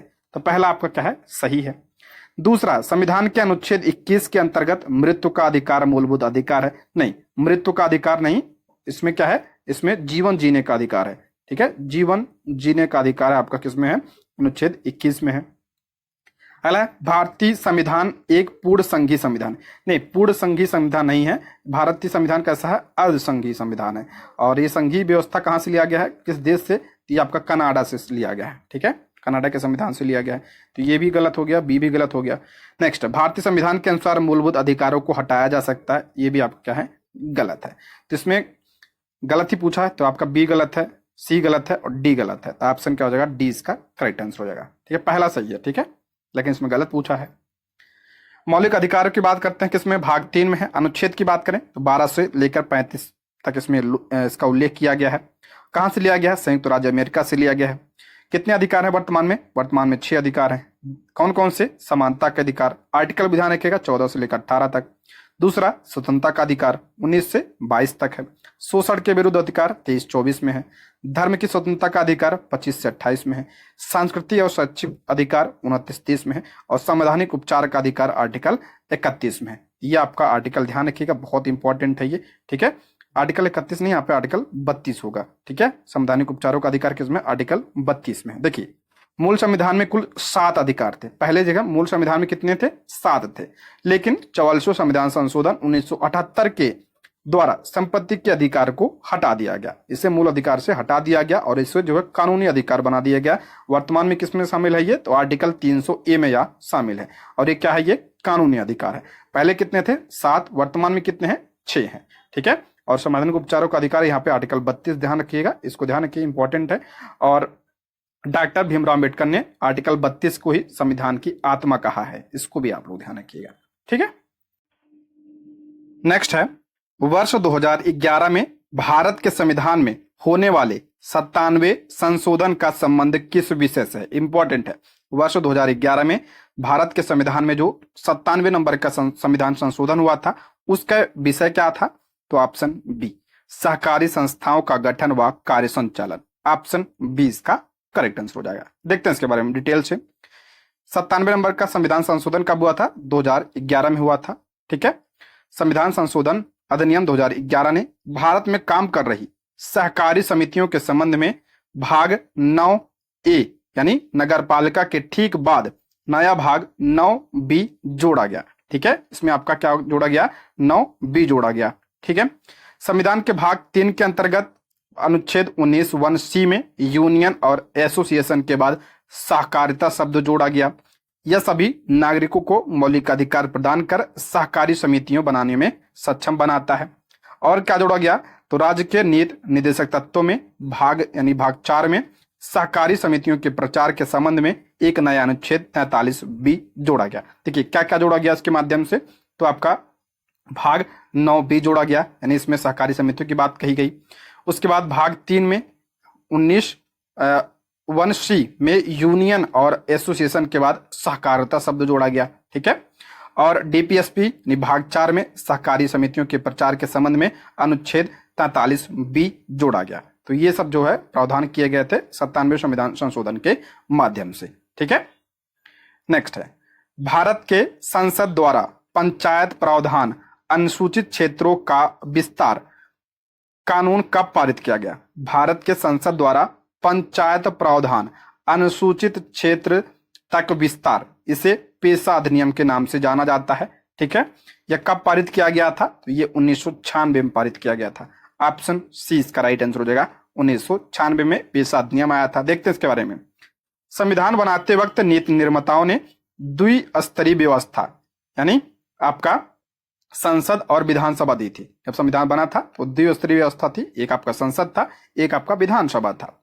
ठीक है, इसके बाद तीसरी व्यवस्था पंचायती राज व्यवस्था। उसके बाद क्या लागू किया गया? पंचायती राज व्यवस्था लागू किया गया। यह व्यवस्था अनुसूचित क्षेत्रों में लागू नहीं थी। पंचायती राज व्यवस्था जो आपका 73वें संविधान संशोधन के माध्यम से लागू किया गया था, लेकिन यह जो आपका अनुसूचित क्षेत्रों में यह लागू नहीं थी। चूंकि जनजाति क्षेत्रों की परिस्थितियां भिन्न थी, इसलिए बाद में दिलीप सिंह भूरिया की अध्यक्षता में कमेटी बनी। ये ध्यान रखिएगा, दिलीप सिंह भूरिया की अध्यक्षता में कमेटी बनाई गई। 1996 में पंचायती राज व्यवस्था को अनुसूचित क्षेत्रों में विस्तार करते हुए पेशा कानून की शुरुआत की गई थी। ठीक है, पेशा कानून जो है ये आपका कब आया था? तो 1996 में आया था। और ये पंचायती राज व्यवस्था को अनुसूचित क्षेत्रों में लागू करने के लिए लाया गया था। ठीक है, किस समिति के द्वारा? तो दिलीप सिंह भूरिया समिति के द्वारा। ठीक है, नेक्स्ट है व्यक्ति प्रायोज्य आय यानी पीडीआई। एक व्यक्ति प्रायोज्य आय पीडीआई क्या है? इंपॉर्टेंट है ये पीडीआई। तो ऑप्शन बी इसका राइट आंसर हो जाएगा। पीडीआई बराबर यहाँ पे क्या होगा? तो व्यक्तिगत आय माइनस व्यक्तिगत कर भुगतान माइनस आपका गैर कर भुगतान। ऑप्शन बी इसका राइट आंसर है। यहाँ पे बराबर लगा लीजिएगा, पीडीआई बराबर व्यक्तिगत आय माइनस व्यक्तिगत कर भुगतान माइनस गैर कर भुगतान। देखिए पीडीआई क्या होता है? पीडीआई या प्रयोज्य आय वह राशि जो करों का भुगतान करने के बाद किसी व्यक्ति के पास बचती है, यानी जो कर वगैरह है उसके भुगतान करने के बाद जो राशि बचती है उसे हम क्या कहते हैं? पीडीआई कहते हैं। यह व्यक्तिगत आय से अलग है, यानी ये जो पर्सनल आय से ये क्या है? आपका अलग है, क्योंकि इसमें करों को भी ध्यान रखा जाता है। यानी पीडीआई क्या होता है? तो व्यक्तिगत आय, इसमें आपका व्यक्तिगत भुगतान भी घटा दिया जाए और गैर भुगतान कर जो कर वगैरह होते हैं सब घटा के जो है जो आय बचती है उसे क्या कहते हैं? पीडीआई कहते हैं, यानी व्यक्तिगत प्रयोज्य आय कहा जाता है इसे। ठीक है, नेक्स्ट है शरीर के संपर्क में स्प्रिट ठंडी अनुभूति देती है क्योंकि। स्प्रिट जो है करा शरीर के संपर्क में आने पर स्प्रिट जो होती है ये ठंडी अनुभूति देती है, यानी ठंडा लगता है इसको लगाने के बाद। क्यों? स्प्रिट आपने आप लोग जानते होंगे जो चोट वगैरह लगने बाद लगाया जाता है तो ठंडा लगता है। क्यों लगता है वही पूछ रहा है, किसकी वजह से? तो ये अत्यंत वाष्पशील है। ऑप्शन सी इसका राइट आंसर हो जाएगा। अत्यंत वाष्पशील है इसलिए, यानी वाष्पन की वजह से। देखिए स्प्रिट बहुत ही अस्थिर तरल पदार्थ है, जिसका मतलब है कि वे बहुत जल्द वाष्पित हो जाते हैं। जब हम अपने शरीर पर स्प्रिट लगाते हैं तो इसके कारण सतह से ऊर्जा प्राप्त करते हैं और वाष्पित हो जाते हैं, जिससे हमारे शरीर को ठंडक का एहसास होता है। आपने देखा होगा अगर आपको पसीना हुआ होता है, अगर पसीना हो तो पंखे के नीचे जाते हैं, यानी जब पंखे के नीचे जाते हैं तो पंखे से क्या होता है? जो पसीना होता है ये बाष्प बनकर उड़ जाता है, तो इससे क्या होता है? हमारा शरीर ठंडा महसूस करने लगता है, इसी वजह से हमें ठंडा लगता है। तो यही कारण है। ठीक है, जैसे घड़े का पानी जो है पूछा जाता है ठंडा क्यों होता है, वो भी आपका वाष्पन की वजह से होता है। ठीक है, नेक्स्ट है जब जल जलवाष्प में परिवर्तित होता है तब। करा जब जल जलवाष्प में परिवर्तित होता है तब क्या होता है? तो ऑप्शन सी वातावरणीय उष्मा स्रोत से उष्मा जल में प्रवाहित होती है। ऑप्शन सी वातावरणीय उष्मा स्रोत से उष्मा जल में प्रवाहित हो जाता है। ऑप्शन सी इसका करेक्ट आंसर हो जाएगा। ठीक है, जल चक्र की बात करते हैं। देखिए मान लीजिए आपका जल है, जल क्या करता है? जब सूर्य की रोशनी इस पर पड़ती है तो इससे क्या होता है? तो इससे आपका जो है क्या होता है? वाष्पन होता है। ठीक है, वाष्पन होता है। ठीक, वाष्पन से उसके बाद क्या होता है? संघनन होता है। संघनन से आपका बादल बनते हैं। बादल से क्या होता है? फिर आपका वर्षा होता है। तो ये प्रक्रिया आपका चलता रहता है। ठीक है, जल से आपका वाष्पन हुआ, वाष्पन से संघनन हुआ, संघनन से वर्षा हुआ, तो ये प्रक्रिया आपका चलता रहता है। इसे क्या कहते हैं? वाटर साइकिल या जल चक्र कहा जाता है।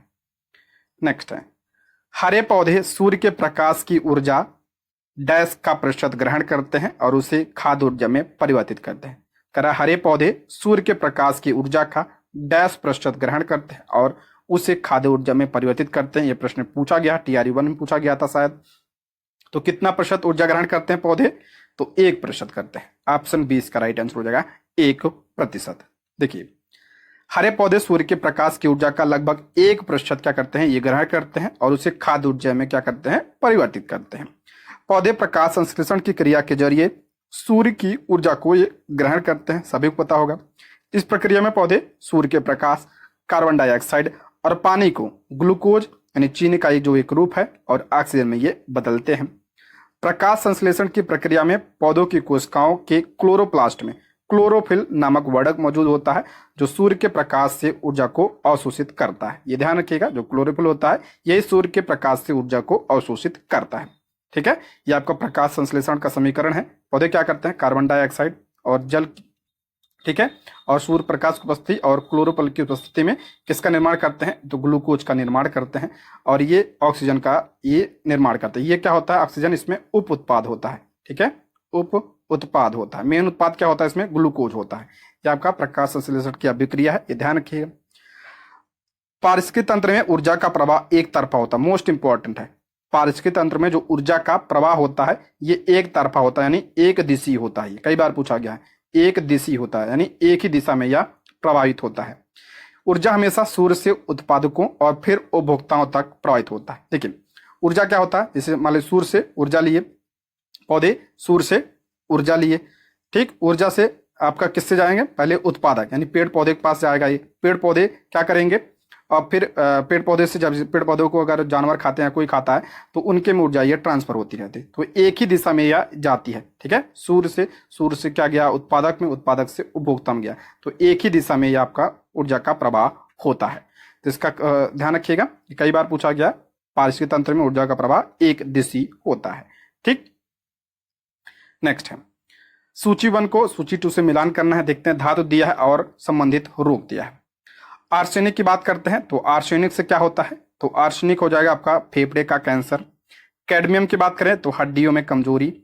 पॉलीविनाइल क्लोराइड ये आपका होगा श्वसन संबंधी समस्या। और बेरियम हो जाएगा मस्तिष्क सूजन। तो ऑप्शन ए इसका राइट आंसर हो जाएगा।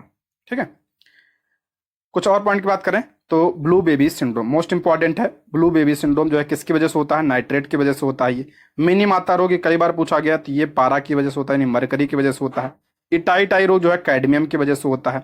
ब्लैक फुट रोग आर्सेनिक की वजह से होता है। और ब्लैक लंग जो है आपका ये कोयला की वजह से होता है। ये सब ध्यान रखिएगा, रोग है ये। ठीक है, नेक्स्ट है सांद्र सल्फ्यूरिक अम्ल की उपस्थिति में एसिटिक अम्ल तथा एथिल अल्कोहल के मध्य होने वाली अभिक्रिया कहलाता है। सांद्र सल्फ्यूरिक अम्ल की उपस्थिति में एसिटिक अम्ल तथा एथिल अल्कोहल के मध्य होने वाली अभिक्रिया को क्या कहा जाता है, इसे एस्टीकरण कहा जाता है। ठीक है, ऑप्शन डी एस्टीकरण, ऑप्शन डी। देखिए एस्टरिफिकेशन या एस्टीकरण एक कार्बनिक अम्ल को अल्कोहल के साथ मिलाकर एस्टर और पानी बनाने की प्रक्रिया। इससे क्या होता है, एस्टर और पानी बनता है। सांद्र सल्फ्यूरिक एसिड की उपस्थिति में एसिटिक एसिड और अल्कोहल यानी एथेनॉल की प्रक्रिया पर एथिल एथोनेट का गठन होता है जो एक एस्टर और पानी बनता है। देखिए एथिल एथोनेट ये क्या है, आपका एस्टर है। ये देखिए यहाँ पे आपका एसिटिक एसिड है और ये आपका क्या है, एथेनॉल है।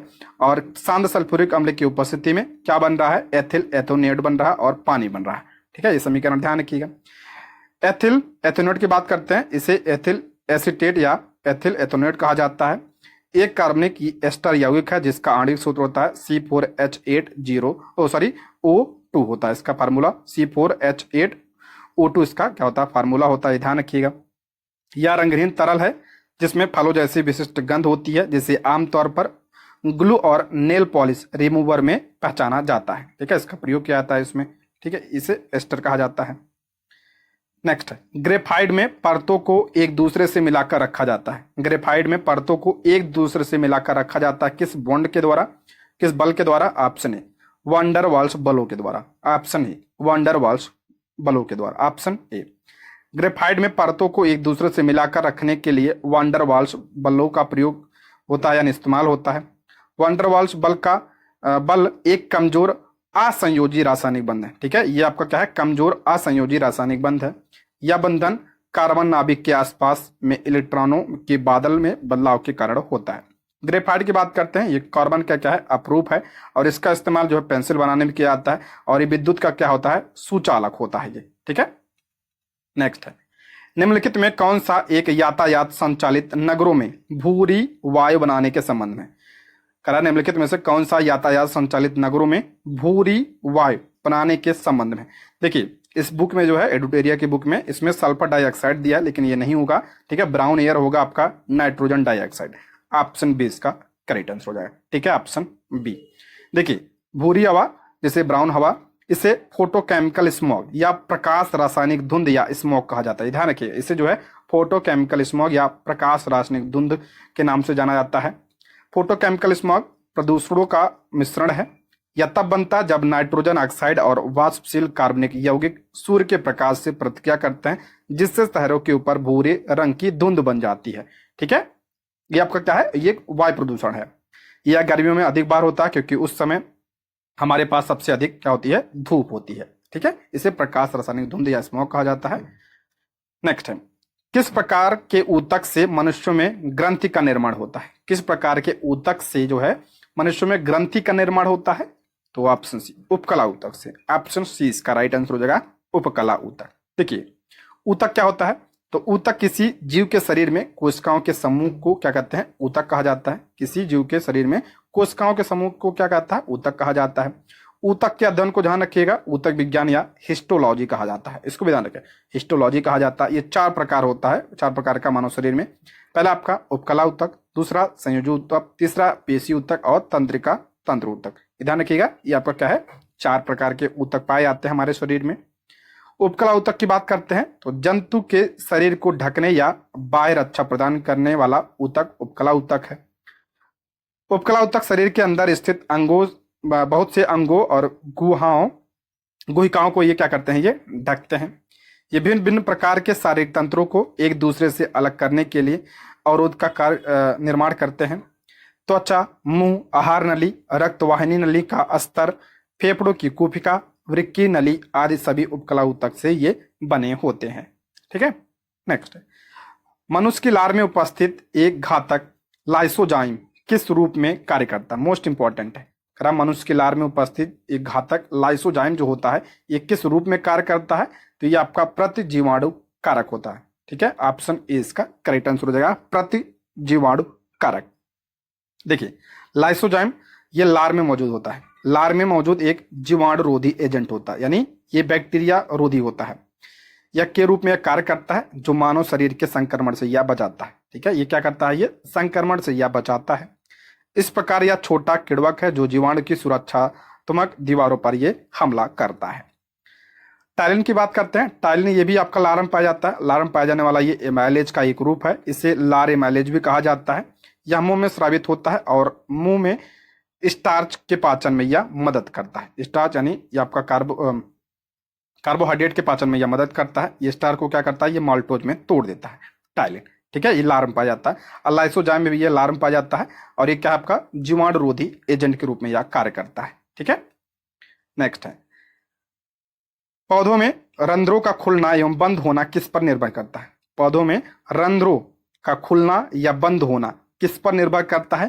तो ये स्फीति दाब पर निर्भर करता है। ऑप्शन बी इसका राइट आंसर हो जाएगा, स्फीति दाब। ये 2 प्रकार का होता है, खुला रंध्र और बंद रंध्र, ठीक है। और किसकी वजह से होता है, स्फीति दाब की वजह से होता है। देखिए रंध्र या स्टोमेटा पौधों की कोशिकाओं की बाह्य त्वचा में स्थित ये क्या होते हैं, विशिष्ट छिद्र होते हैं। आपने देखा होगा अगर पौधे में तो इसमें छोटे छोटे छिद्र होते हैं, तो वो क्या होता है, आपका स्टोमेटा होता है, ठीक है।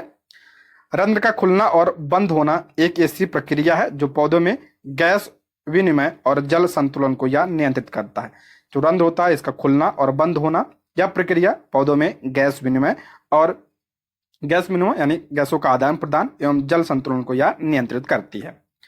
रंध्रों के खुलने और बंद होने का नियंत्रण विशेष कोशिकाओं द्वारा होता है, जिसे रक्षक कोशिकाएं कहा जाता है, यानी इसे द्वार कोशिकाएं कहा जाता है। इसका नियंत्रण जो होता है ये देखिए द्वार कोशिका, इसके द्वारा इसका नियंत्रण होता है। द्वार कोशिकाओं में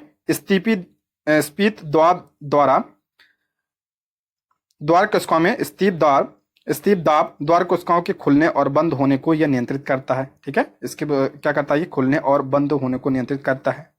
जब जल अवशोषण के परिणाम स्वरूप रक्षक कोशिकाएं यानी जो ये द्वार कोशिकाएं होती हैं, जल के अवशोषण यानी जब जल को अवशोषित कर लेती हैं तो इससे क्या हो जाता है, ये बड़ी हो जाती हैं, तो रंध्र क्या हो जाते हैं, ये खुल जाते हैं। और जब रक्षक कोशिकाएं सिकुड़ जाती हैं तो रंध्र क्या हो जाता है, ये बंद हो जाते हैं। रंध्रों का खुलना बंद होना ये प्रकाश, तापमान, कार्बन डाइऑक्साइड और आर्द्रता जैसे कारकों पर यह निर्भर करता है, ठीक है। नेक्स्ट है, निम्न में कौन फूल का एक अंश या भाग है? फूल का पूछ रहा है, कौन सा भाग है फूल का? तो स्त्री केसर, ऑप्शन बी इसका राइट आंसर हो जाएगा, स्त्री केसर। देखिए स्त्री केसर में क्या क्या आता है, तो वर्तिकाग्र हो गया, वर्तिका और अंडाशय, ये मिलकर क्या बनाते हैं स्त्री केसर कहा जाता है इसे। पुंकेसर में आपका परागकोश और तंतु आता है, ये ध्यान रखिएगा, ठीक है। स्त्री केसर में वर्तिकाग्र, वर्तिका और अंडाशय आता है, और पुंकेसर में परागकोश और तंतु आता है, ठीक है। ये पुष्प की क्या है, भाग है, इसको ध्यान रखिएगा। नेक्स्ट है, सफेद फास्फोरस के संबंध में निम्नलिखित कथनों पर विचार कीजिए। मोस्ट इंपॉर्टेंट है, सफेद फास्फोरस के बारे में दिया करा, कौन सा कथन इसमें सही है? पहला है, यह विषैला पदार्थ है, बिल्कुल करेक्ट है। जिसका उपयोग रासायनिक हथियार के रूप में किया जाता है, तो पहला कथन बिल्कुल सही है। यह अत्यधिक ज्वलनशील है और हवा के संपर्क में आने पर यह स्वतः प्रज्वलित हो जाता है, यानी स्वतः जलने लगता है हवा के संपर्क में आने पर, यह भी करेक्ट है। तो ऑप्शन क्या हो जाएगा, सी। दोनों कथन आपके बिल्कुल क्या है, सही है। सफेद फास्फोरस, ठीक है। श्वेत फास्फोरस एक पायरोफोरिक अर्थात स्वतः जलनशील है, जो ऑक्सीजन के संपर्क में आने पर यह क्या करने लगता है, जलने लगता है, जिससे गाढ़ा हल्का धुआं और साथ ही 815 डिग्री सेल्सियस की तीव्र ऊष्मा उत्पन्न होती है इसमें। यह जहरीला होता है, निविषैला होता है, जिससे निकलने पर गंभीर लीवर क्षति होती है। इसके कई सारे उपयोग हैं। इसका उपयोग जो है रासायनिक निर्माण में किया जाता है, जैसे उर्वरक बनाने में किया जाता है, खाद्य योजक और सफाई यौगिक में इसका उपयोग किया जाता है, गोला बारूद बनाने में इसका उपयोग किया जाता है, धुआं रोकने और आग लगाने के लिए इसका प्रयोग किया जाता है, आतिशबाजी में इसका प्रयोग किया जाता है, ठीक है। ये इसके क्या है, प्रयोग है सफेद फास्फोरस के, और ये क्या है, बहुत ज्यादा ज्वलनशील है। नेक्स्ट है, सामान्य ठंड में निम्नलिखित में कौन नासिका संकुलन के लिए उत्तरदायी है? सामान्य ठंड में निम्नलिखित में कौन नासिका संकुलन के लिए उत्तरदायी है? तो हिस्टामिन, ऑप्शन बी हिस्टामिन, ठीक है। देखते हैं इसके बारे में। नासिका संकुलन या साइनस कंजक्शन का मतलब क्या होता है? इसका मतलब नाक का मार्ग सूज जाना या भर जाना, ठीक है। यह तब होता है जब नाक में बहुत ज्यादा बलगम बनता है, ठीक है, या जो आपका नस का होता है वो उसके ऊतक सूज जाते हैं, तो ये आपका नस का संकुलन उस समय होता है। हिस्टामिन एक शक्तिशाली वाहिका विस्फारक है।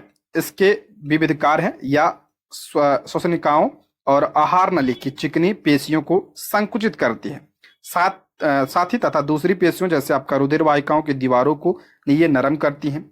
जुकाम के कारण होने वाली नस का संतुलन और पराग के कारण होने वाले एलर्जी का कारण भी आपका क्या है, हिस्टामिन है, ठीक है। नेक्स्ट है, केंद्रक कला का निर्माण किस कोशिकांग में होता है? केंद्रक कला का निर्माण जो है किस कोशिकांग में होता है? तो ये आपका अंतःप्रद्रव्य जालिका में होता है, तो ऑप्शन ए इसका राइट आंसर हो जाएगा, ठीक है, अंतर्द्रव जालिका, ऑप्शन ए। नेक्स्ट है, लसिका एवं रुधिर किस ऊतक का उदाहरण है? लसिका एवं रुधिर यानी लिम्फ और जो आपका रुधिर ब्लड, ये किस ऊतक उदाहरण है? तो ये ध्यान रखिएगा, ये तरल संयोजी ऊतक है, यानी संवहनी ऊतक है, ये तरल संयोजी ऊतक है, ये ऑप्शन डी। नेक्स्ट, भारतीय अर्थव्यवस्था के संदर्भ में खुला बाजार परिचालन किसे निर्दिष्ट करता है? भारतीय अर्थव्यवस्था में खुला बाजार परिचालन या किसे निर्दिष्ट करता है? तो आपका हो जाएगा ऑप्शन सी, आरबीआई द्वारा सरकारी प्रतिभूतियों के क्रय और विक्रय, ऑप्शन सी इसका राइट आंसर हो जाएगा। देखते हैं इसके बारे में अभी।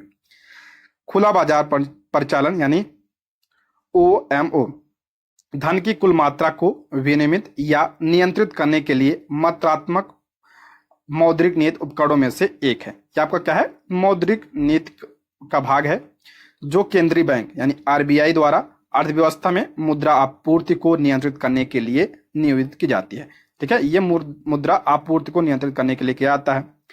आरबीआई द्वारा सरकारी प्रतिभूतियों की बिक्री या खरीद के माध्यम से मुद्रा आपूर्ति की स्थिति को समायोजित करने के लिए खुले बाजार का संचालन किया जाता है। देखिए ये होता क्या है, देखते हैं इसके बारे में। जैसे आरबीआई क्या करती है, ये गवर्नमेंट जो आपका सिक्योरिटीज होती है यानी प्रतिभूति होती है, सरकारी प्रतिभूति, उसके क्या करती है, खरीदती है और ये सेल करती है। इसके माध्यम से ये मुद्रा की आपूर्ति को नियंत्रित करती है यानी कंट्रोल करती है मुद्रा को, ये ठीक है। जैसे मान लीजिए ये जब बाई करती है, आरबीआई जब गवर्नमेंट सिक्योरिटी को बाई करती है, किससे बाई करेगी यानी किससे खरीदेगी? ये बैंकों से क्या करती है, ये खरीदती है। बैंकों से क्या करती है, ये खरीदती है। जब बैंकों से खरीदती है तो बैंक को क्या देती है, पैसा देती है, ठीक है। बैंक को पास क्या हो जाता है, पैसा अधिक हो जाता है, ठीक है, पैसा आ जाता है। जब पैसा बैंक को पास आ जाता है तो ये क्या करते हैं, सस्ते दामों में लोन देना शुरू कर देते हैं। यानी आपका ये क्या करते हैं, चीपर यानी सस्ते ब्याज पर ये लोगों को लोन देना शुरू कर जाते हैं। इससे क्या होता है, सब लोग लोन लेने चले जाते हैं और इससे क्या कहता है, जिसको बिजनेस वगैरह शुरू करना होता है ये सब आपका शुरू करते हैं। तो इससे क्या होता है, इकोनॉमिक ग्रोथ होती है। तो जब ये आपका ये एक तरीका हो गया। जब ये सेल करता है, ठीक है, जब ये बेचता है गवर्नमेंट प्रतिभूति को आरबीआई, तो खरीदेगा कौन, तो बैंक मान लीजिए खरीदता है। तो बैंक जब खरीदेगा तो जो है बैंक जो है आरबीआई को पैसा देगा, पैसा देगा तो बैंकों के पास जो है पैसों की क्या हो जाएगी, कमी हो जाएगी। इससे क्या होगा, लोन जो होगा ये लोन का ब्याज का हो जाएगा, ज्यादा हो जाएगा। यानी ये जो है मुद्रा मनी को यानी मुद्रा को ये खींच लिया आरबीआई, अपने पास बुला लिया, ठीक है। तो इससे क्या होगा, जो मुद्रास्फीति है वो कंट्रोल होती है, ठीक है। तो ये आपका क्या है, यही होता है ओपन मार्केट ऑपरेशन, आरबीआई के द्वारा किया जाता है। ये मौद्रिक नीति का ये भाग होता है, इससे मुद्रा की आपूर्ति को कंट्रोल किया जाता है, ठीक है। नेक्स्ट है, पूंजी खाता परिवर्तनीयता की सिफारिश निम्न में किस समिति ने की थी। पूंजी खाता परिवर्तनीयता की सिफारिश किसने किया था, तो ये आपका तारापोर समिति ने, ऑप्शन ए तारापोर समिति। नेक्स्ट है, भूगोल को मानव पारिस्थितिकी के रूप में परिभाषित करने वाला विद्वान कौन है।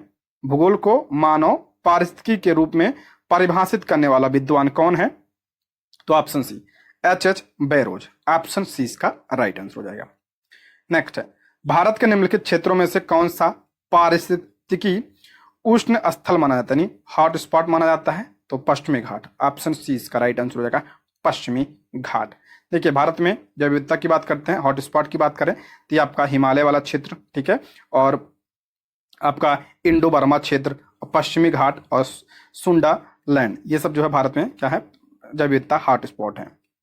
नेक्स्ट है, विश्व संगीत दिवस कब मनाया जाता है। विश्व संगीत दिवस ये कब मनाया जाता है, तो ये आपका 21 जून को मनाया जाता है विश्व संगीत दिवस। और इसी दिन जो है कौन सा दिवस मनाया जाता है, तो आपका योग दिवस भी मनाया जाता है, ठीक है, योग दिवस मनाया जाता है। नेक्स्ट है, भारत का पहला राष्ट्रीय सामुद्रिक पार्क कहाँ स्थित है। भारत का पहला राष्ट्रीय सामुद्रिक पार्क ये कहाँ पे स्थित है, तो ये आपका कच्छ में स्थित है, ऑप्शन ए। भारत के प्रथम राष्ट्रीय सामुद्रिक पार्क की स्थापना 1982 में गुजरात के जामनगर जिले में कच्छ की खाड़ी में की गई थी, ठीक है, कहाँ पे है ये, कच्छ की खाड़ी में, ऑप्शन ए।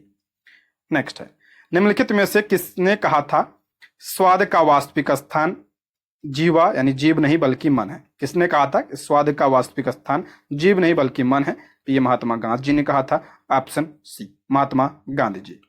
नेक्स्ट है, द सोशलिस्ट नामक समाचार पत्र का प्रकाशन सर्वप्रथम किसने किया था। The socialist most important, the socialist नामक समाचार पत्र का प्रकाशन किसने किया था, तो हो जाएगा ऑप्शन बी श्रीपाद अमृत डांगे ने, ऑप्शन बी इसका करेक्ट आंसर हो जाएगा, ठीक है। यहीं पे अगर होता the sociologist, the sociologist, sociologist वो उसका उस पत्रिका का प्रकाशन किसने किया था, तो श्यामजी कृष्ण वर्मा ने किया था। और द सोशलिस्ट का तो श्रीपाद अमृत डांगे ने, ऑप्शन बी इसका राइट आंसर हो जाएगा, ठीक है। देखिए कुछ समाचार पत्र और उनके संस्थापक की बात करते हैं। तो बंगाल गजट ये आपका 1780 में प्रकाशित हुआ था, तो ये भारत का पहला समाचार पत्र था, लेकिन ध्यान रखिएगा ये अंग्रेजी भाषा में था, ठीक है, अंग्रेजी भाषा में। और इसके संपादक कौन थे, तो जेम्स अगस्टक हिकी इसके संपादक थे। मिरातुल अखबार आपका 1821 में ये फारसी भाषा का पहला समाचार पत्र था, इसके संपादक कौन थे, तो राजा राम मोहन राय इसके संपादक थे। संवाद कौमुदी, यहाँ संवाद होगा वह होगा यहाँ पे कौमुदी 1821 में ये राजा राम मोहन राय, ठीक है। उद्दंत मार्तंड 1826 में ये भारत का पहला हिंदी साप्ताहिक था, ठीक है, ये पहला हिंदी साप्ताहिक था, ये पंडित जुगल किशोर शुक्ला ने इसे शुरू किया था 1826 में। अमृत बाजार पत्रिका 1868 में शिशिर कुमार घोष और मोतीलाल नेहरू ने शुरू किया था, मोतीलाल घोष ने, ठीक। द हिंदू की बात करते हैं तो ये आपका बी राघवाचारी और 5 अन्य लोगों ने शुरू किया था। मराठा और केसरी बाल गंगाधर तिलक। प्रबुद्ध भारत 1896 में यह स्वामी विवेकानंद। इंडियन ओपिनियन 1904 ये दक्षिण अफ्रीका में शुरू किया था महात्मा गांधी जी ने। सब ध्यान रखिए, जो भी मैंने इसमें शामिल किया सारे इंपॉर्टेंट है। Bombay Chronicle 1910 Firoz Shah Mehta. हितवाद अभी बताया था मैंने Gopal Krishna Gokhale. New India Commonwealth Annie Besant. Navajivan Young India और हरिजन ये महात्मा गांधी जी की समाचार पत्र हैं। द इंडिपेंडेंट ये मोतीलाल नेहरू का है। The leader the Madan Mohan Malviya, ठीक है। मूक नायक डॉक्टर भीमराव अम्बेडकर। मूक नायक जनता समता, ये सब अंबेडकर जी की है। National Herald Jawaharlal Nehru. Arya Gazette Lala Lajpat Rai. The Socialist S A Dange. और फ्री हिंदुस्तान ये तारकनाथ दास की पत्रिका है। ठीक है, ये सब ध्यान रखिएगा, काफी इंपॉर्टेंट है ये। नेक्स्ट, भैंसा सिंगी नामक जाति किस राज्य में पाया जाता है? भैंसा सिंगी ये आपका क्या है? जनजाति है। किस राज्य में पाई जाती है? तो ये नागालैंड में पाई जाती है। Option D Nagaland.